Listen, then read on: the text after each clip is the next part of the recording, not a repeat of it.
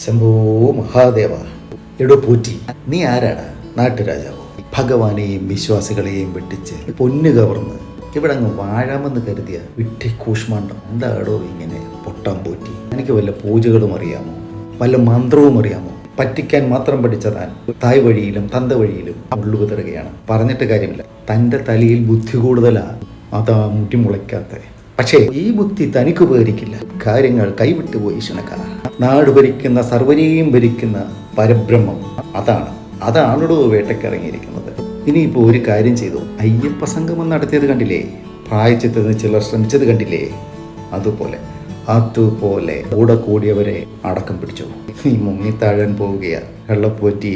നെല്ലില്ലേ എടോ, അത് കുത്തി അരിയുണ്ടാക്കി അത് വെച്ച് ചോറുണ്ടാക്കിയ ഈ മാലോകർ കഴിയുന്നത്. അരിയാഹാരമേ.